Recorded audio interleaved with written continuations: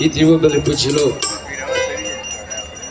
B దాసి మహేష్ బాబు, దాసి సుమిత్ర వీరికి మంచి ఆరోగ్యం దయచేయమని, దాసి ఐశ్వర్యరావు, దాసి బ్లెస్సి వీరికి మంచి ఆరోగ్యం దయచేయమని, దాసి అవంతిక 10వ తరగతి ఎగ్జామ్కి ప్రిపేర్ అవుతూ ఉండగా మంచి జ్ఞానాన్ని, ఆయుష్ను, ఆరోగ్యాన్ని ప్రసాదించమని, దాసి హర్షితను, దాసి జస్సల్యను దీవించి మంచి ఆరోగ్యాన్ని, ఆశను ప్రసాదించమని, తోట జోజిబాబు, తోట సుధారాణి, తోట మేఘన మరి చదువులో దేవుడు తోడుగా ఉండాలని, తోట హారకు చదువులో దేవుడు తోడుగా ఉండాలని, దాసి బేబీ, దాసి యేసుబాబుకు మంచి ఆరోగ్యం తెచ్చేయమని దివ్య బలి పశు కోరుతున్నారు. అదేవిధముగా మోచేర్ల ఆనందరావు, తెరేజమ్మ, భాగ్యరాజు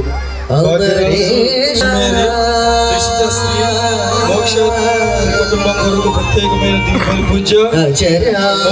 అశోక్ కుమార్, రోజుమణి, సంధ్య, కొరకు ప్రత్యేకమైన దీపావళి పూజ. రోజుమణి గారికి మంచి ఆరోగ్యం దయచేయాలని దీపావళి పూజ. జీవేశ్వర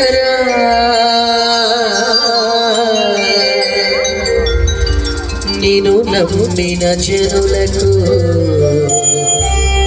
నిత్య జీవమొసగు జీవేశ్వర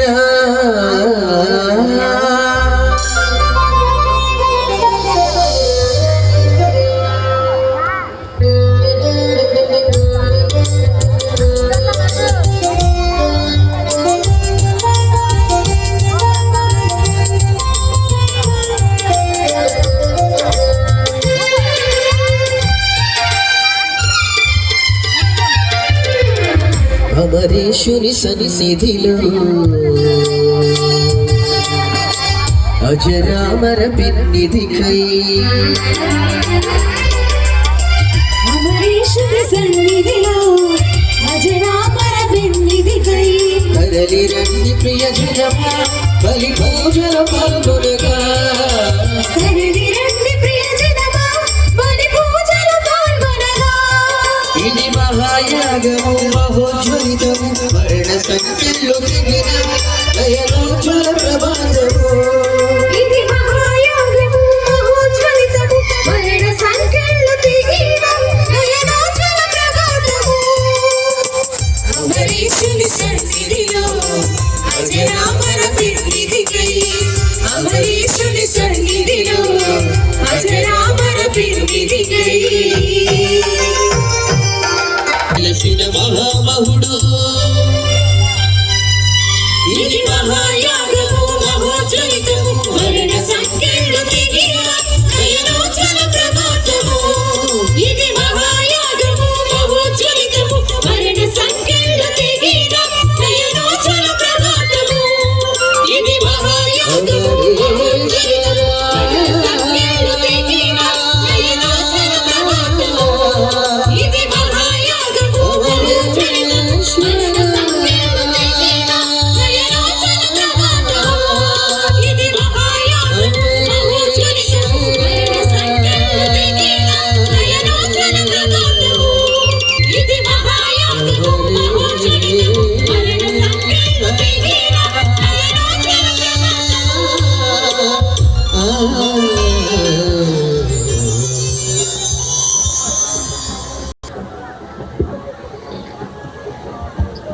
ప్రభునందు ప్రియ సహోదర సహోదరి, ఈ 3 రోజుల ఉత్సవాన్ని మనము ఎంతో ఆత్మీయంగా జరుపుకుంటున్నాము అనడానికి ఆ దేవాది దేవుని యొక్క కృప సహాయము ఎంతో ఉన్నదని చెప్పడానికి ఈరోజు నేను సంతోషంగా ఉన్నాను. 2 రోజులు కూడా ప్రభు మనల్ని దీవించారు. ఈ 3వ రోజున అత్యధిక దీవెనలతో మనం సంతృప్తి పరచనున్నారు. మరి ఈ పూజ ఆరాధనకు రెవరెండ్ ఫాదర్ కె రాజశేఖర్ గారు విశాఖ అతిమేత్రాశ్రమం నుంచి మన కోసం పూజారాధన సమర్పించడానికి సిద్ధంగా ఉన్నారు. నిగర్వి, నిరాడంబరం, అలాగే తపస్వి, ఇంకా చెప్పాలంటే ఒక ఆదర్శ వ్యక్తి.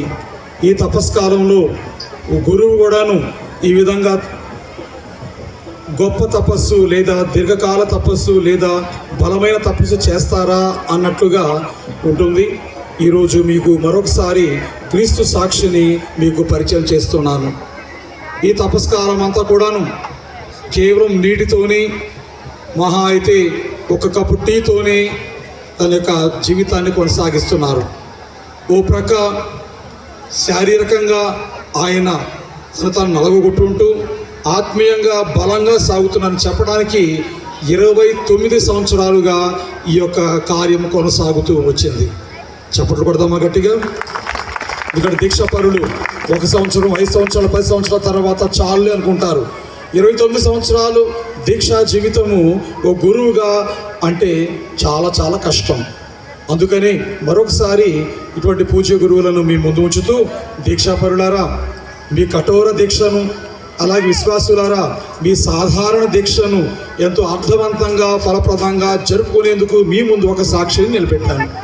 మీరు అటువంటి ఆదర్శాన్ని స్వీకరించి క్రీస్తు ప్రభువుకు మరి ప్రియ బిడ్డలుగా జీవిస్తారని, ఈ తపస్కాలంలో ఆయనకు ఆశీర్వాదం పొందుకుంటారని నేను నమ్ముతూ, తల్లి వెననపూడి లూర్దుమాత బలమైన ప్రార్థన సహాయాన్ని మరి మన రాజశేఖర్ ఫాదర్ గారికి, అలాగే ఇక్కడ ఉన్నటువంటి పెద్ద గురువు మెల్కోర్ ఫాదర్ గారికి, ఇక పూజ్య గురువులందరూ కూడా పేరు పేరున నేను వారికి హృదయ స్వాగతాంజలి పలుకుతూ, అలాగే మఠకన్యలను, ఉపదేశులను నేను వారిని ఆహ్వానిస్తూ, విశ్వాసులైన మీ అందరూ కూడాను ప్రత్యేకమైన ఆహ్వానం పలుకుతున్నాను.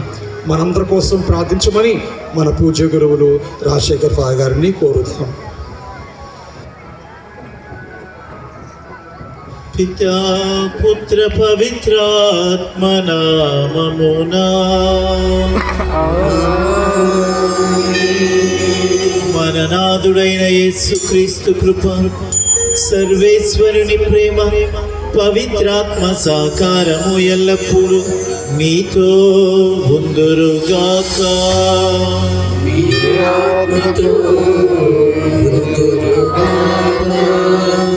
క్రీస్తునాథుని యందు ప్రియమైనటువంటి దేవుని బిడ్డలారా, మరియ తల్లి యొక్క భక్తులారా, వెన్ననపూడి లూర్దు మాత మహోత్సవాన్ని తిరునాళ్ళగా ఈ యొక్క విచారణలో కొనియాడుతూ తల్లి దేవమాతను సన్మానిస్తూ ఉన్నాము, గౌరవిస్తూ ఉన్నాము.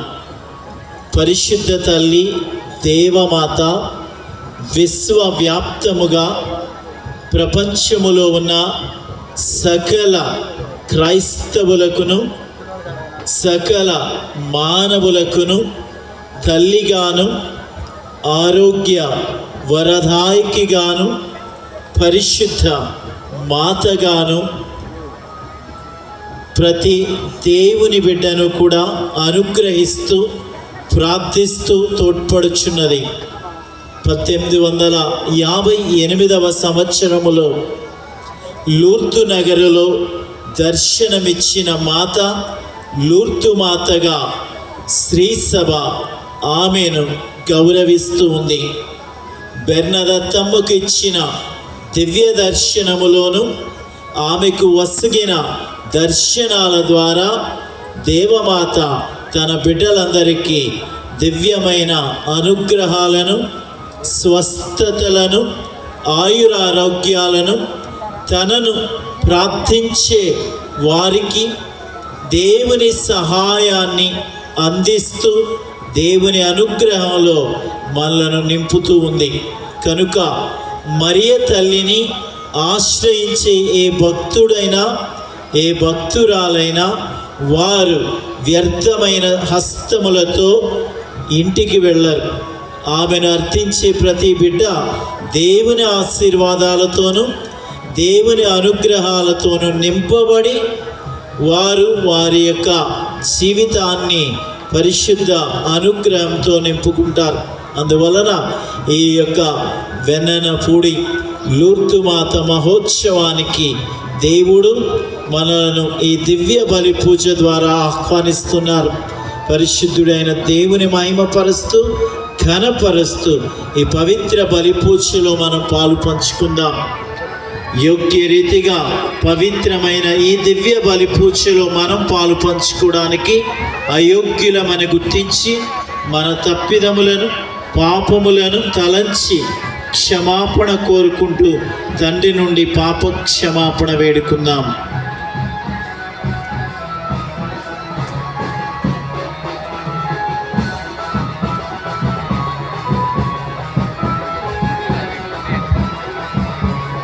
దయచేసి బ్యాండ్ వారు ఆపాలి.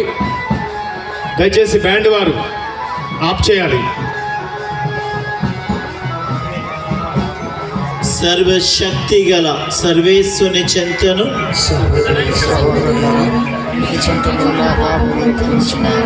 ఏమైనా తలపు చేతను వాకు చేతను క్రియల చేతను అశ్రద్ధ చేతను గొప్ప చేసింది. ఇది నా తప్పు, ఇది నా తప్పు, ఇది నా గొప్ప తప్పు. అందుచేత పరిశుద్ధమైన మాత్రమే సహోదరి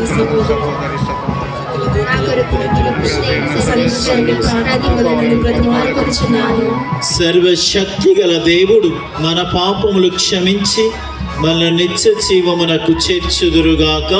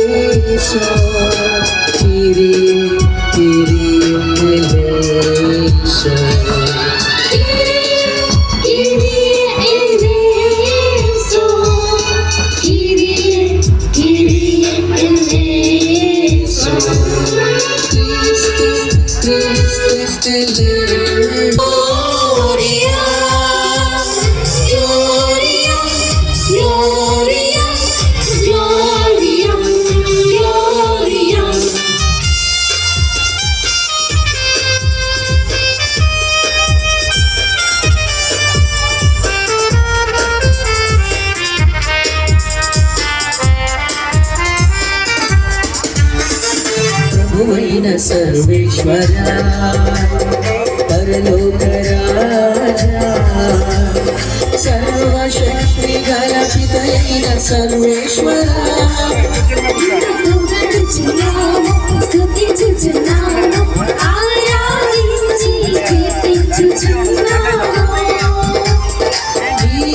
వైభవములకై వందనములను ఇచ్చెదము.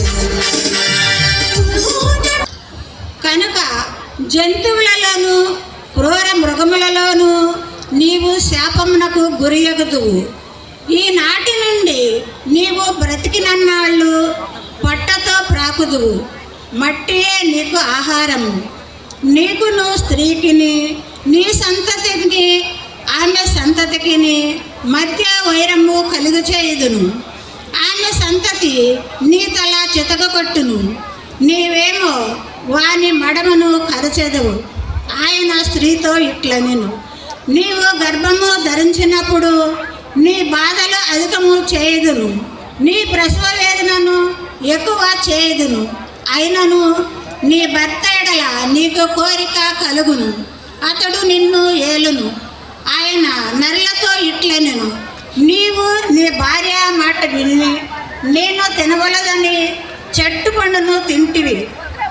నీ వలన ఈ భూమి శాపము పాలైనది.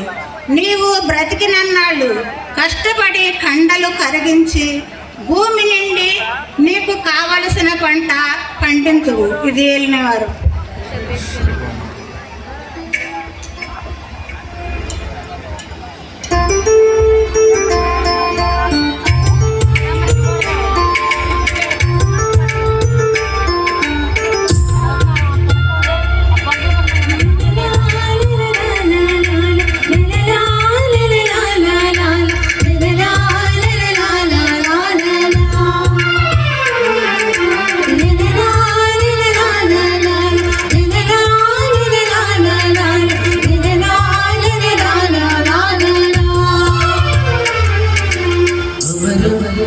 మధురం నిత్యం నీ వాక్యం, అజరం అభయం ఆత్మీయం నీ వాక్యం. యేసయ్యా యేసయ్యా యేసయ్యా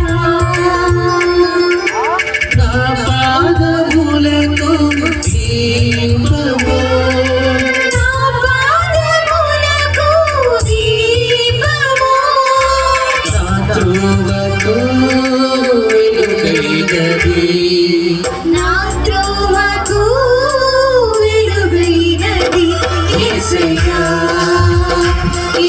యేసయ్యా యేసయ్యా.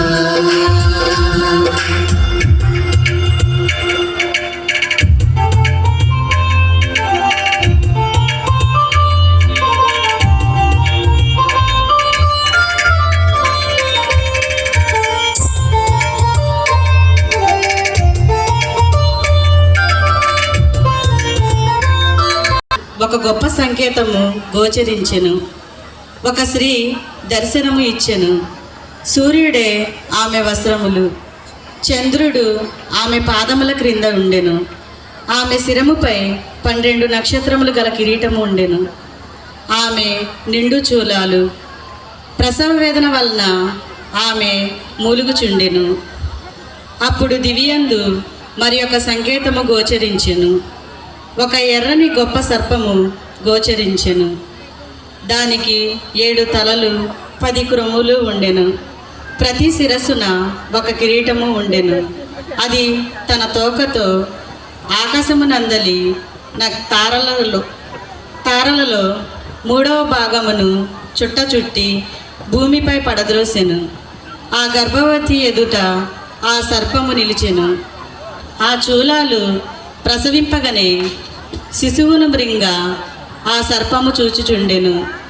అంట సమస్త జాతులను తన ఇనుప దండములతో పరిపాలింపగల కుమారుని ఆమె ప్రసవించగా, ఆమె శిశువు దేవుని వద్దకును ఆయన సింహాసనం వద్దకును తీసుకొని పోచుండెను.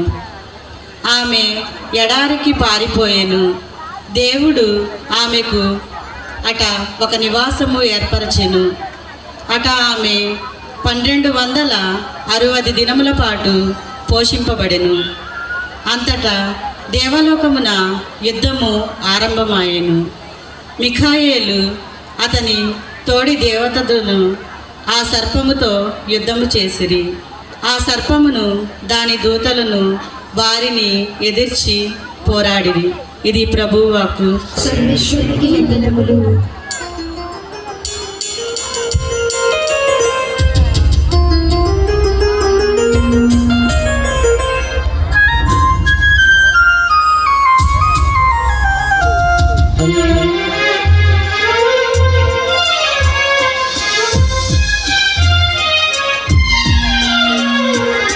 హల్లెలూయా హల్లెలూయా హల్లెలూయా హల్లెలూయా హల్లెలూయా హల్లెలూయా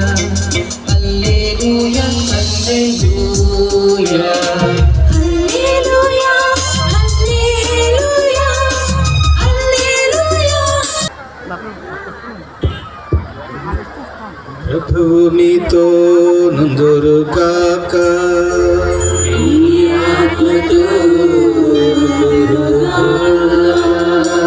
పునీత లూకా గారు రాసిన సువార్తలోని భాగము.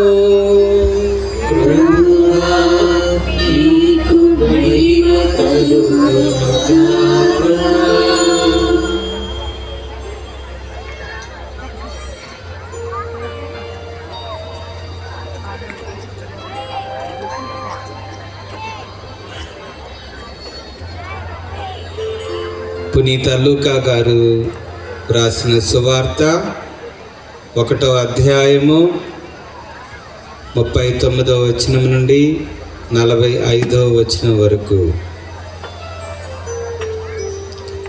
ఆ దినములలో మరియమ్మ యోధాసీమలో పర్వత ప్రాంతమున గల ఒక పట్టణమునకు త్వరితముగా ప్రయాణమైపోయెను.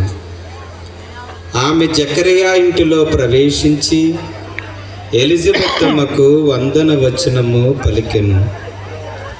ఆ శుభవచనములు ఎలిజబెత్తమ్మ చెవిని పడగనే ఆమె గర్భమందలి శిశువు గంతులు వేసెను. ఆమె పవిత్రాత్మచే పరిపూర్ణురాలాయెను.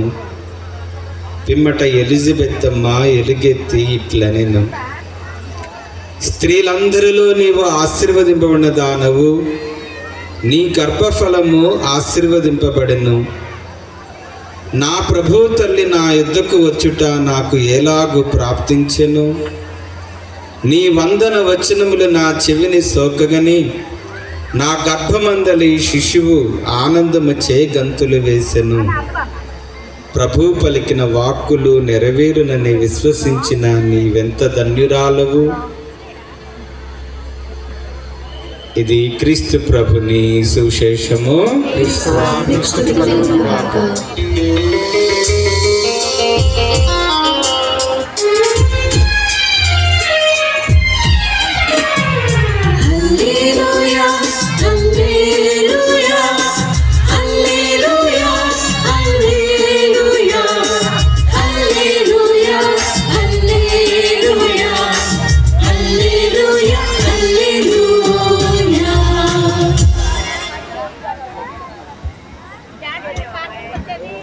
క్రీస్తునాథుని యందు ప్రియ సహోదరి సహోదరులారా, మరియ తల్లి భక్తులారా,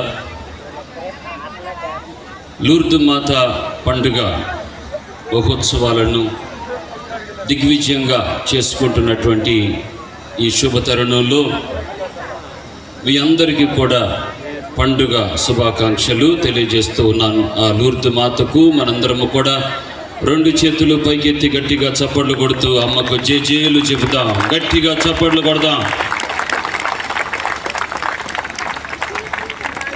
ప్రియమైనటువంటి దేవుని బిడ్డలారా, మనందరం కూడా తపో కాలంలో ఉన్న, మనో పరివర్తన కాలంలో మనందరం కూడా ఉన్నాం. ఈ పండుగ సమయాలలో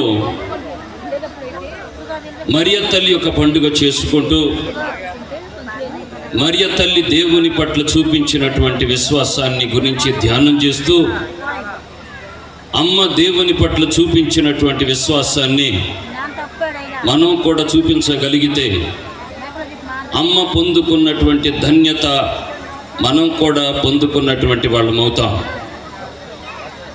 ప్రియ దేవుని బిడ్డలారా,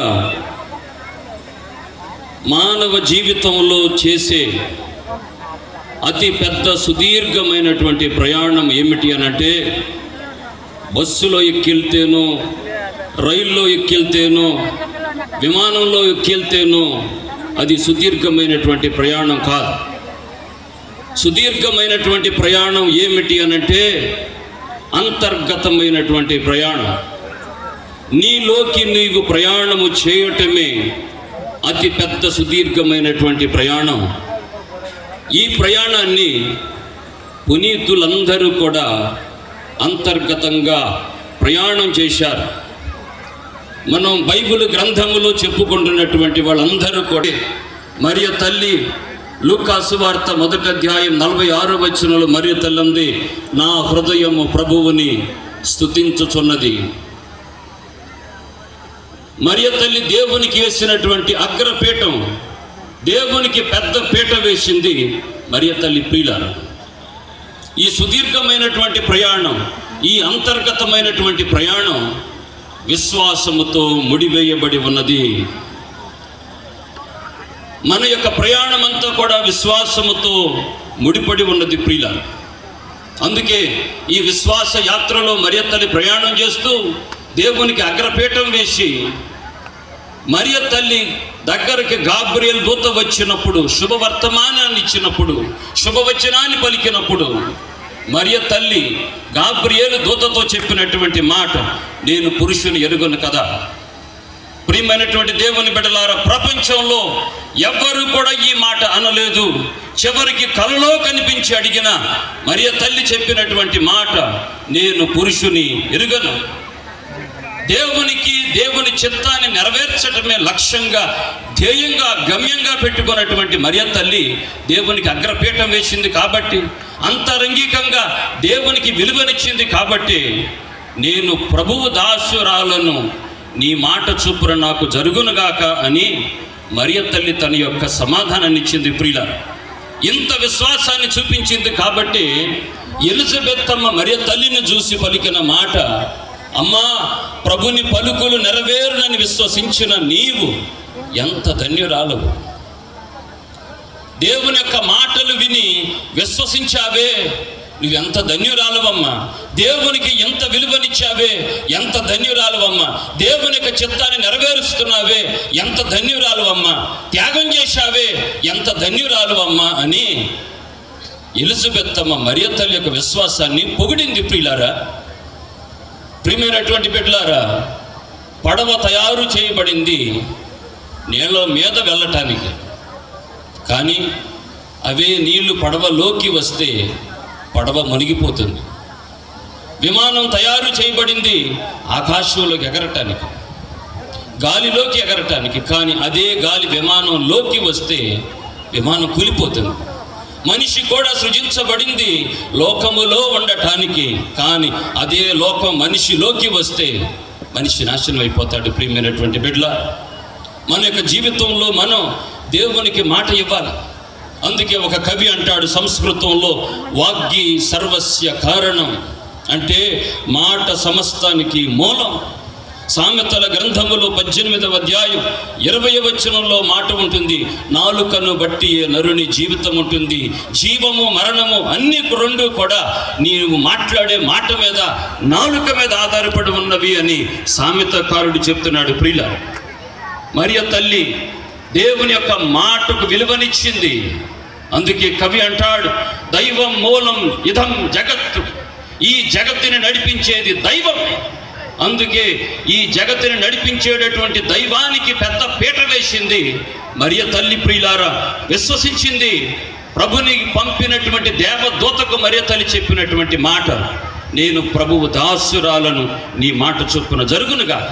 ప్రియులారా, మరియ తల్లి తన జీవితంలో ఎక్కువగా మాట్లాడలేదు. మరియ తల్లి మాట్లాడింది కొంచెమే. పవిత్ర గ్రంథములో మరియ తల్లి గురించి చదివేది కొద్దిగే. జోజప్ప గారైతే అసలు ఏమీ మాట్లాడినట్లుగా మనం గ్రంథాల్లో చదువుకుంటాం. ప్రియుల, ఇదంతా కూడా దేని మీద ఆధారపడి ఉన్నది అని అంటే విశ్వాసము అనేటటువంటి ఒక గొప్ప సుగుణం మీద.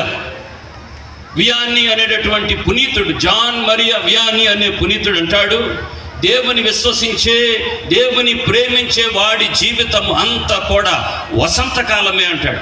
ఎప్పుడు చిగురించటమే.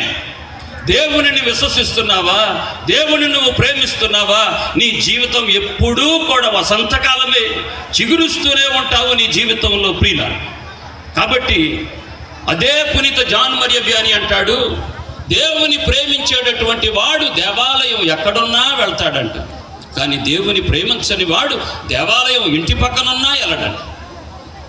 దేవుని ప్రేమిస్తున్నావా, విశ్వసిస్తున్నావా, నీ జీవితం అంతా కూడా వసంతకాలమే. దేవుడిని రక్షించాలి, దేవుడిని దీవించాలి, దేవుడిని స్వస్థపరచాలి అని అంటే ప్రియమైనటువంటి బిడ్డలారా, మరియ తల్లి భక్తులారా, మరియ తల్లిలాగా విశ్వాసాన్ని చూపించండి. పునీతుడైనటువంటి అగస్తిని గారు అంటాడు, దేవుడు మన ప్రమేయం లేకుండా, మన ఇష్టం లేకుండా మనలను సృష్టించగలడేమో, నీ ప్రమేయం లేకుండా, నీ ఇష్టము లేకుండా నిన్ను సృష్టించగలడేమో, కానీ నీ ప్రమేయం లేకుండా, నీ ఇష్టము లేకుండా మాత్రము నిన్ను రక్షించలేడు. నువ్వు రక్షింపబడాలన్నా, నీ శాంతి సమాధానాలు కావాలన్నా, నీ కుటుంబము దేదీప్యమానమైనటువంటి వెలుగుతో నింపబడాలన్నా నీ ప్రమేయం ఉండాలి, నీ ఇష్టం ఉండాలి, నువ్వు దేవుని అడగాలి, దేవుని సన్నిధిలోకి రావాలి. మనందరం కూడా ఎలా బ్రతికేస్తామంటే ప్రియమైనటువంటి బిడ్డలారా, మేము పుట్టు క్రైస్తవులు అని చెప్పుకుంటూ ఉంటాం, మంచిది. పుట్టు క్రైస్తవుడిగా మంచిదే. మా తాత ముత్తాతలు కథోలిక శ్రీ సభలో బిడ్డలు, మంచిదే. పుట్టు క్రైస్తవుడు మంచిదివే, గట్టి క్రైస్తవుడివేనా, లేకపోతే పొట్టు క్రైస్తవుడిగా ఉంటున్నావా? అందుకే కవి అంటాడు, ఒక్క మనిషి ఎవడో, ఒక మూట ఎవడో, కష్టకాలమందే స్పష్టమగును, ఉద్దిక్తి సమయములందు అందరూ ఉత్తములే సుమ, విశ్వదాభిరామ వినురవేమ. అంటే ఒక్క మనిషి ఎవడో, ఒక మూట ఎవడో తెలిసేది ఎప్పుడు అంటే కష్టకాలములో ఉన్నప్పుడు. మనందరము కూడా ఉత్తిత్తి సమయంలో ఉత్తిత్తి మాటలు మాట్లాడటం కాదు. ప్రియమైనటువంటి బిడ్డల, మరియ తల్లి యొక్క జీవితాన్ని చూస్తే ఆమె ఒక్క మనిషిగా నిలబడిందా, ఒక మూటగా నిలబడిందో తెలియాలి అని అంటే మరియ తల్లి పడినటువంటి 7 వ్యాకుల, మరియ తల్లి 7 శ్రమలు పడింది, 7 బాధలు పడింది, 7 కష్టాలు పడింది. ఏమిటవి అని అంటే, మరియ తల్లి యెరూషలేము దేవాలయంలోకి మరియ తల్లి జోజప్ప గారు క్రీస్తు ప్రభుని తీసుకొని వెళ్తే, సిమియోను ప్రవక్త ప్రభుని తన చేతుల్లోకి తీసుకొని పలికిన మాట, అమ్మా, నీ హృదయం గుండా ఒక ఖడ్గము దూసుకొని పోతుంది. శ్రమ. రెండవ శ్రమ, హేరోదు మహారాజు తొలిచూలు మగబిడ్డలందరినీ కూడా చంపుతుంటే గాబ్రియల్ దూత కనిపించి కుమారుని తీసుకొని ఐగుప్తుకు పారిపో, తొలిచూలు మగబిడ్డలందరినీ కూడా హేరోదు రాజు చంపబోతున్నాడంటే ఐగుప్తుకు వెళ్ళి 7 సంవత్సరాల పాటు ఉన్నటువంటి మరియ తల్లి జోజప్ప గారు శ్రమ. బాలయేసు దేవాలయంలో ప్రభు తప్పిపోయాడు. 3వ శ్రమ. యేసు ప్రభు శిలువ మార్గంలో మరి తల్లి చూసింది. 4వ శ్రమ. శిలువ మీద యేసు ప్రభుని చూసింది మరియ తల్లి. 5వ శ్రమ. యేసు ప్రభు మరణించాడు శిలువ మీద. 6వ శ్రమ. యేసు ప్రభు భూస్థాపితం చేయబడ్డాడు. 7వ శ్రమ. ఇన్ని వ్యాకులాలు మరియ తల్లి పొందుతూ కూడా మరియ తల్లి చేసింది ఏంటో తెలుసా? లూకా సువార్త 2వ అధ్యాయం 19వ వచనంలో మరియ తల్లి అంతయు తన మనస్సును పదిలపరుచుకొని మననం చేశాను. మరియ తల్లి ధ్యానం చేసింది. ఎందుకంటే దేవునికి మాట ఇచ్చింది, మాట నిలబెట్టుకుంది. చెక్కు చెదరని విశ్వాసంతో దేవునికి నేను మాట ఇచ్చాను, ఏమన్నా అవును గాక, దేవునికి ఇచ్చినటువంటి మాట నిలబెట్టుకుంది. యేసు ప్రభు కూడా ప్రియులరా 7 సార్లు యేసు ప్రభు యొక్క శరీరంలో నుంచి గొల్గొతా కొండ ఎక్కుతున్నప్పుడు 7 సార్లు రక్తం చిందించబడింది. మొదటిది కొరడా దెబ్బలు తగిలినప్పుడు రక్తం కారింది. ముండ్ల కిరీటం పెట్టినప్పుడు రక్తం కారింది. 3వది బల్లెముతో పొడిచినప్పుడు రక్తం కారింది. చేతుల్లో మేకులు దిగినప్పుడు రక్తం కారింది. కాళ్ళలో మేకులు దించినప్పుడు రక్తం కారింది. గెత్సెమని తోటలో రక్తము చెమట చెమర్చినప్పుడు రక్తం కారింది. లోపల రక్తం కారింది. ఇన్ని బాధలు పడుతూ కూడా అక్కడ మరియ తల్లి 7 శ్రమలు, 7 వ్యాకులాలు అయితే ఇక్కడ యేసు ప్రభు 7 సార్లు రక్తాన్ని తన యొక్క శరీరంలో నుంచి వదిలాడు. ప్రియుల, వీటిల్లో కూడా యేసు ప్రభు పలికింది ఒకటే, ఏమిటనంటే, తండ్రి నీ చిత్తమైతే ఈ పాత్రము నా నుంచి తొలగించుము, అయినా ఇది నా చిత్తం కాదు, నీ చిత్తమే నెరవేరనిమ్ము అని దేవుడు తండ్రి మీద ఆధారపడి విశ్వసించాడు. ప్రియుల, మరియ తల్లి దేవుని మీద చూపించినటువంటి విశ్వాసం, యేసయ్య దేవుని మీద చూపించినటువంటి విశ్వాసం.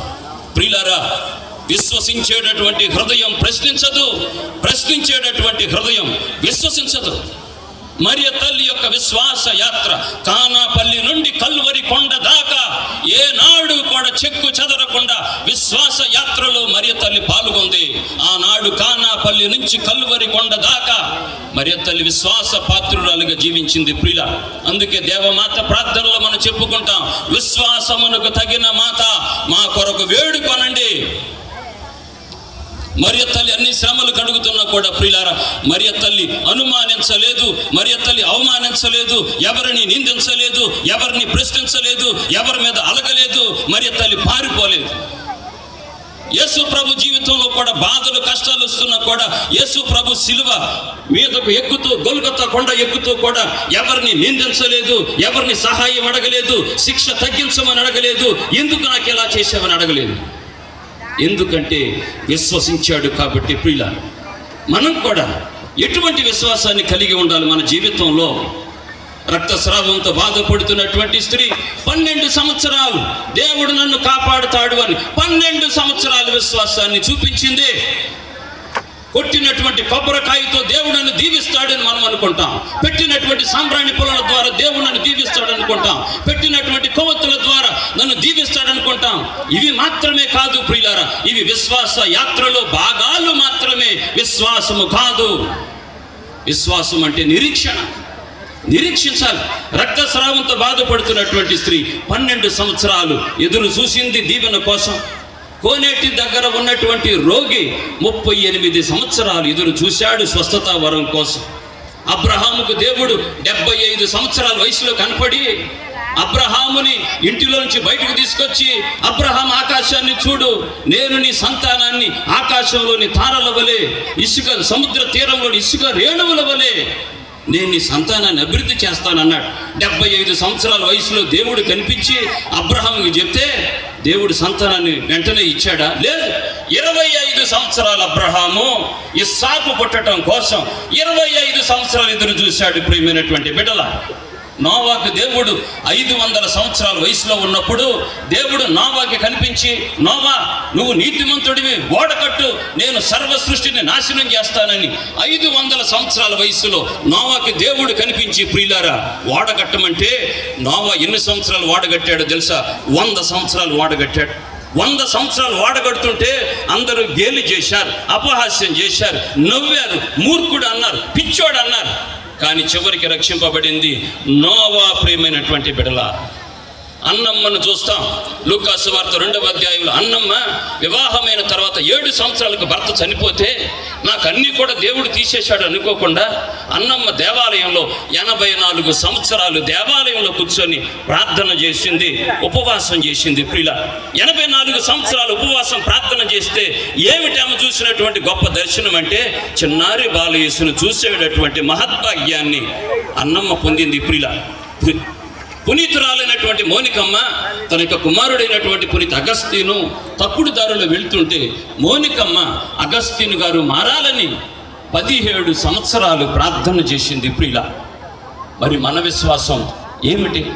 ఒక్క రోజులో దీవెన రావాలి, ఒక్క నెలలో దీవెన రావాలనుకుంటాం. ప్రియులారా విశ్వాసం అంటే నిరీక్షణ. అడగటం మన వంతు, ఇవ్వటం దేవుని వంతు.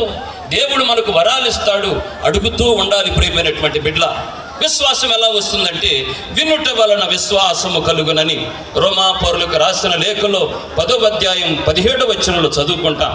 ఏమిటి వినటం వల్ల వచ్చేదంటే వినటం వలన విశ్వాసం వస్తుంది, విశ్వాసం వలన భక్తి వస్తుంది, భక్తి వలన పవిత్రత వస్తుంది, పవిత్రత వలన దైవ భయం వస్తుంది, దైవ భయం వలన దేవుడు వస్తాడు, దేవుని వలన ఆశీర్వాదాలు వస్తాయి, ఆశీర్వాదాలు సమృద్ధిగా వస్తాయి. యోహాను సువార్త 10వ అధ్యాయం 10వ వచనంలో ప్రభు అంటాడు, దొంగవాడు దొంగిలించుటకు వస్తాడు, హత్య చేయుటకు వస్తాడు, నాశనం చేయటానికి వస్తాడు, కానీ నేను వచ్చినది మీకు జీవాన్ని ఇవ్వటానికి, దానిని సమృద్ధిగా ఇవ్వటానికి. ప్రియులారు గట్టిగా చప్పట్లు కొడుతూ దేవాది దేవునికి స్తోత్రం. మీ దీవెనలన్నీ కూడా ఆధారపడింది దేని మీద అంటే వినటం, దేవుని యొక్క వాక్యాన్ని వినాలి. ఒకసారి అంట చాకలి బండ కింద కొన్ని కప్పలు బతుకుతున్నాయి. కొన్ని కప్పలు బతుకుతుంటే ఈ చాకలి బండ కింద ఉన్నటువంటి కప్పలు చక్కగా మంచి జీవితాన్ని జీవిస్తుంటే ఈ కప్పల దగ్గరకు కొత్త కప్ప వచ్చిందంట. కొత్త కప్ప వచ్చి ఈ పాత కప్పలను అడుగుతుందంట, మిత్రమా ఈ చాకలి బండ కింద జీవితం ఎలాగుంటుందయ్యా అంటే పాత కప్పలు చెప్పి బ్రహ్మాండంగా ఉంటుంది, చక్కగా ఉంటుంది, చల్లగా ఉంటుంది అని చెప్పిందంట. చాకలి బండ అన్న తర్వాత ఎవరు వస్తారు చాకలి బండ దగ్గరికి? సాకులోడు వస్తాడు.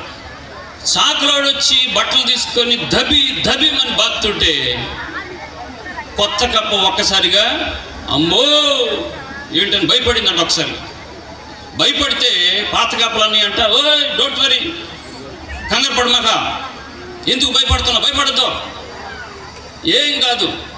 సాకులోడు వచ్చి 1-2 గంటలు ఉతుకుతాడంతే, దబిమని బాస్తాడు. 2 గంటలు నువ్వు చెవులు మూసుకుంటే ఏం కాదు. 2 గంటలు అయిపోయిన తర్వాత మన ఇష్టం, సాకులోడు వెళ్ళిపోతాడు, మన ఇష్టం. రోజులో 2 గంటలు మాత్రమే వచ్చి బాస్తాడు, మిగిలిన 22 గంటలు మనయ్యే. ప్రియులారా ఈ కథని మన జీవితాలకు అన్వయిద్దాం. పూజ జరుగుతుంది, ఇప్పుడు మేము వాక్యం చెప్తున్నాం. ఇక్కడ సాకల బండి ఏంటి అని అంటే దేవాలయం, సాకలోడు ఎవరంటే సాములూరు, బాధ్యదేవుడు అంటే మేమే, బండ కింద కప్పలు ఎవరంటే మీరే. ఇప్పుడు మీలో మీరేమనుకుంటారు, ఆయన అరుస్తాడు, కేకలేస్తాడు, మనం ఆయన అరిచినంతసేపు చెవులు మూసుకుంటే చాలు, మిగిలిన 2 గంటల్లో మనయ్యే. నేను ఇప్పుడు వాక్యం చెప్తున్నా, సెల్ ఫోన్లో మాట్లాడుకునే వాళ్ళు మాట్లాడుకుంటున్నారు, చాటింగ్ చేసుకునే వాళ్ళు చేసుకుంటున్నారు, అటు ఇటు తిరిగే వాళ్ళు తిరుగుతున్నారు, మీ ఇష్టం. దివ్య బలి పూజ అంటే దేవుడు దిగొచ్చి దివ్య బలిపీఠం మీద దిగొచ్చేటటువంటి పరలోక రాజ్యం అని తెలుసుంటే ఒళ్ళు దగ్గర పెట్టుకున్నట్టాం. మహోన్నతమైనటువంటి ఈ దివ్య బలిపీఠం దగ్గర అభిషక్తులైనటువంటి ఈ గురువుల సాన్నిధ్యంలో ఈ దివ్య బలి పూజ జరుగుతుందంటే పవిత్రమైనటువంటి దేవుడు ఈ బలిపీఠం దగ్గర పరిశుద్ధాత్మ దేవుని ద్వారా అప్పద్రాక్ష రసాలను ప్రభుని యొక్క శరీర రక్తాలుగా మార్చేటటువంటి అద్వితీయమైన అతి మనోహరమైనటువంటి గొప్ప పవిత్రమైనటువంటి బలియాగం. దేవుడు 10 లక్షల దేవదూతలని ఇక్కడ దించి మనందరినీ కూడా పవిత్రపరుస్తాడు. ప్రియుల, దేవుని యొక్క వాక్యాన్ని మనం వినాలి. ప్రియమైనటువంటి బిడ్డల, మరియ తల్లి జీవితంలో ఆమె విశ్వసించింది. అద్భుతం దేనితో మొదలైంది అని అంటే విశ్వాసముతో మొదలైంది. ప్రియుల, మరియ తల్లి యొక్క నమ్మకం ఏమిటి అని అంటే, మరియ తల్లి చెప్పింది, సర్వశక్తిమంతుడు నా ఎడల గొప్ప కార్యాలు చేశాడు. మరియ తల్లి సంతోషించింది దేవుడు తనను ఎన్నుకున్నందుకు కాదు. మరియ తల్లి స్తోత్ర గీతం పాడింది ఎన్నుకున్నందుకు కాదు. మరియ తల్లి స్తోత్ర గీతం పాడింది దేనికి అనంటే, సర్వశక్తిమంతుడు నా ఎడల గొప్ప కార్యాలు చేశాడు. దేవుడు మంచి కార్యాలు చేశాడు. 103వ కీర్తనలు 1వ వచనం చదువుకుంటాం.